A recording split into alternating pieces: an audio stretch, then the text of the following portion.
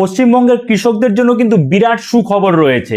এখন কিন্তু প্রত্যেক কৃষককে বানাতে হবে 11 সংখ্যার কৃষক আইডি কার্ড। আপনারা স্ক্রিনে দেখতে পাচ্ছেন এরকম কৃষক আইডি কার্ড কিন্তু বানাতে হবে, যার মাধ্যমে আপনারা ইন ফিউচারে বা ভবিষ্যতে কৃষক বন্ধু প্রকল্প বা কিষাণ সম্মান নিধি প্রকল্প ইত্যাদি প্রকল্পের টাকা আপনারা কিন্তু ওই কার্ডের মাধ্যমে পাবেন। সেখানে আপনাদের কিন্তু 11 সংখ্যার একটা ইউনিক নাম্বার দেওয়া হবে। তো এবারে আপনি কিভাবে করবেন, কিভাবে কার্ড বানাবেন, কোথা থেকে বানাতে হবে, সব আজকের এই ভিডিওতে আমরা ডিটেলসে বলে দেবো। তো চলুন আর দেরি না করে শুরু করা যাক। দেখুন অন স্ক্রিন আপনারা দেখতে পাচ্ছেন। আর একটা কথা বলে দিই, অবশ্যই এই যে ভিডিওগুলো সবার সাথে শেয়ার করবেন যাতে প্রত্যেকে এই ইনফরমেশন গুলো পায় এবং প্রত্যেকের সুবিধা পায়। ঠিক আছে, দেখুন আপনারা দেখতে পাচ্ছেন পশ্চিমবঙ্গ সরকার কৃষি বিভাগ এগ্রিস্টেক ডিজিটাল কৃষি মিশন পশ্চিমবঙ্গ। এখানে দেখুন কি বলা হয়েছে, এখানে বলা রয়েছে আপনার 11 সংখ্যার ইউনিক কৃষক আইডি আজই সংগ্রহ করুন।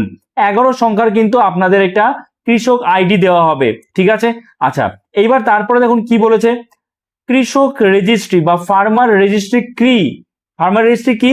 এটি ভারত সরকার ও রাজ্য সরকারের যৌথ একটি উদ্যোগ যা ডিজিটাল এগ্রিকালচারাল মিশন বা এগ্রিস্ট্যাক এর অংশ। এর লক্ষ্য হলো পশ্চিমবঙ্গের প্রতিটি কৃষকের পরিচয় এবং তার চাষযোগ্য জমির জন্য একটি নিরাপদ ডিজিটাল ব্যবস্থার মধ্যে একত্র করা। মানে আপনার কতটা কি জমি আছে সেটা একটা ডিজিটালাইজ করার সেই বিষয়টা। এখানে বলেছে রেজিস্ট্রেশনের প্রধান সুবিধা, মানে আপনি কেন এই কার্ড করবেন, কেন আপনি এখানে রেজিস্ট্রেশন করবেন। দেখুন এখানে বলেছে সহজ কিষাণ ক্রেডিট কার্ড অর্থাৎ KCC।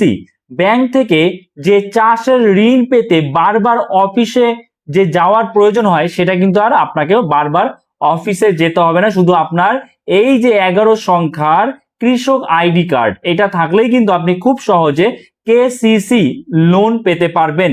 তারপরে বলছে দেখুন সরকারি ধান বা শস্য বিক্রয়, সরকারি ক্রয় কেন্দ্রে ন্যূনতম সহায়ক মূল্যে সরাসরি আপনি ফসল বিক্রি করতে পারবেন।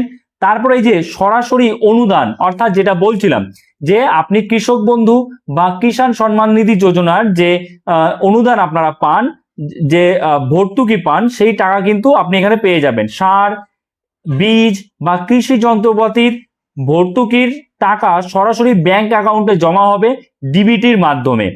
তার জন্য এই কার্ড করতে হবে। এবং তার সাথে সাথে এই যে বলেছে PM কিষাণ, যেটা আমি আগেই বললাম, PM কিষাণ এবং রাজ্য প্রকল্প অর্থাৎ কৃষক বন্ধু প্রকল্প, এই প্রকল্পের অর্থও কিন্তু সরাসরি সংশ্লিষ্ট ব্যাংকে জমা হবে, সংশ্লিষ্ট ব্যাংক অ্যাকাউন্টে। তাহলে তার জন্য আমাদের করতে হবে কি, এই কৃষক আইডি কার্ড আমাদের বানাতে হবে।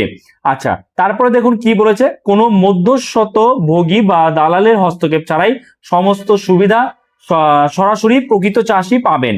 আচ্ছা রেজিস্ট্রেশনের জন্য কি কি লাগবে, দেখুন রেজিস্ট্রেশনের জন্য লাগবে আধার কার্ড, আধার লিঙ্ক সচল মোবাইল নম্বর, মানে OTP যাবে সেই মোবাইল নাম্বারে।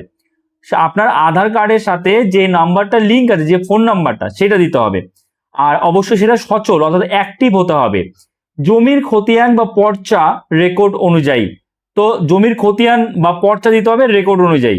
আচ্ছা এবার এই যে আপনি যে ফর্ম ফিল আপ করবেন, কোথা থেকে ফর্ম নেবেন, দেখুন কি বলেছে, আজই আপনার নিকটবর্তী কৃষক রেজিস্ট্রেশন ক্যাম্পে যোগাযোগ করুন এবং নিজের কৃষক আইডি সংগ্রহ করুন।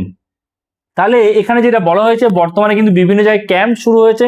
এছাড়াও কয়েকদিনের মধ্যেই কিন্তু আবারও জনকল্যাণ শিবির চালু হবে। সেই জনকল্যাণ শিবিরে কিন্তু এই যে প্রকল্পগুলো, এই প্রকল্পের কাজ কিন্তু হবে।